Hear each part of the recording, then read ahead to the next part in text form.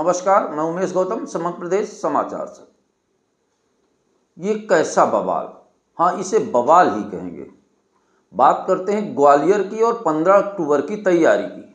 ऐसा लग रहा है पूरे देश में कुछ लोग 15 अगस्त को दंगा फैलाने की पूरी तैयारी कर रहे हैं। और इससे फायदा किसको होगा और किसको होगा नुकसान और कौन रहेगा घाटे पे, इस पर करते हैं समीक्षा। हम आपको यह समझाना चाह रहे हैं या बताना चाह रहे हैं कि जिस तरह देश में इस तरह के जाति तंत्र का नौटंकी तंत्र चल रहा है, उससे देश के युवाओं का भविष्य खतरे में है। जहां युवाओं को पढ़ाई, शिक्षा और ज्ञान की बात करना चाहिए, विकास की बात करना चाहिए, वहां शिक्षा की जगह पूरे देश के युवा युद्ध की तैयारी में लगे हैं। वो भी गृह युद्ध की तैयारी जैसा माहौल है। ग्वालियर में अनिल मिश्रा के बयान पर जिस तरह से कुछ लोगों ने सोशल मीडिया पे आकर समय समय पर अभद्र टिप्पणी करते रहते हैं और किसी भी को कोई भी गाली से नवाजते रहते हैं। क्या सरकार का आईटी सेल ये नहीं देखता कि किसी विशेष समुदाय के लोग उसे खुलेआम माँ बहन की गाली देते हैं, देवताओं को गाली देते हैं, तो क्या उन पर सरकार को संज्ञान में लेकर मुकदमा कायम नहीं करना चाहिए? यह सरकार उनके द्वारा देश में दंगा फैला रही है। यह सरकारें ये सोच रही हैं कि इस तरह के दंगे होते रहेंगे तो लोगों का ध्यान शिक्षा और स्वास्थ्य पर नहीं जाएगा। कई मायने हो सकते हैं, पर जो भी मायने हैं वो गलत हैं और उन मायनों पे देश का नुकसान ही है। वो चाहे युवा हो चाहे सीनियर। विवाद इस बात का है और विवाद किस बात से शुरू हुआ, इस पर दोनों भी खबर करने लायक। अनिल मिश्रा ने कहा कि संविधान निर्माता भीमराव अंबेडकर नहीं है। अगर नहीं है तो वो उसके कारण दे रहे हैं, पर एक दूसरा समाज है, जो दूसरा दल है, इसको बात सुन के सोशल मीडिया में ये बयानबाजी करता है कि हम उनके घर जाके उनको 1 लाख जूते मारेंगे। और इस बात को सरकार और सरकार की आईटी सेल के समझ में नहीं आया। ना ही उन्हें इस तरह के कभी कोई वीडियो मिले जिनमें एक समाज को खुलेआम माँ बहन की गाली दी जाती है। वहीं अगर दूसरा समाज एक शब्द भी कह देता है तो उसके ऊपर आपराधिक प्रकरण दर्ज हो जाते हैं। ये कौन सा संविधान है और कौन सा लोकतंत्र है? और किस लोकतंत्र की बात करते हैं भारत के बड़े बड़े नेता? आरक्षण शब्द का उदय कब हुआ और क्यों हुआ, इस पर भी विचार करना जरूरी है।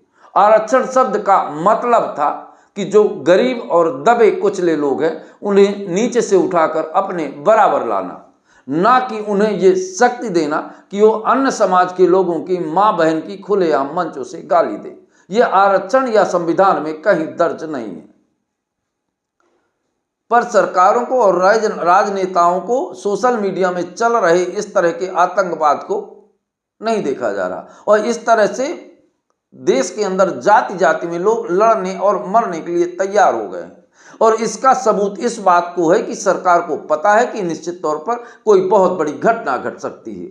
इसका प्रमाण है ग्वालियर एसपी धर्मवीर सिंह पूरी तरह से पुलिस को तैयारी और ट्रेनिंग और रिहर्सल कराए जा रहे हैं। हालांकि इस रिहर्सल के बीच एक आदमी के ऊपर रबड़ का गोला लगा और एक पुलिसकर्मी घायल हो गया।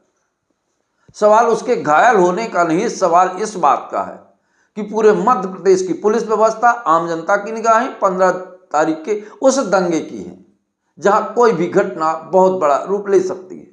और कितना दुख की बात है कि ये अपने देश की और अपने प्रदेश के अंदर ही इस तरह का हो रहा है और सरकारें मौन मुख धारण कर कुछ नहीं, यहां तक कि देश के मुखिया तक गलत तरीके की बयानबाजी अक्सर करते रहते हैं। उन्हें यह भी पता नहीं कि देश के किस संवैधानिक पद में हो। एक पुरानी कहावत है कि गधे को साबुन से नहला दो पर लौटेगा जमीन पर ही। वही हालत में वर्तमान में सत्ता में बैठे लोगों की है। समाज और देश जिस निगाहों से उन्हें अपना मताधिकार देख के सत्ता के सिंहासन पर आरूढ़ कराता है, उसकी बजाय उन जाति के थैली पर चढ़कर जाति की सीढ़ियों का मुकुट बांधकर और जाति के आधार पर काम करना शुरू कर देते हैं।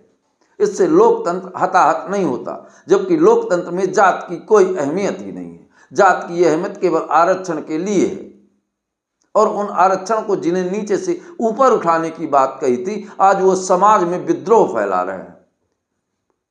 जब भी मन चाहता है, जैसे भी सोशल मीडिया में आकर एक विशेष वर्ग को गालियों से नवाजते रहते हैं, पर सरकार को वो चीजें दिखाई नहीं देती। अगर वो विशेष समाज उनके ऊपर एक भी बात कर दे तो सरकार उसके ऊपर तमाम धाराओं पे मुकदमा कर देती है।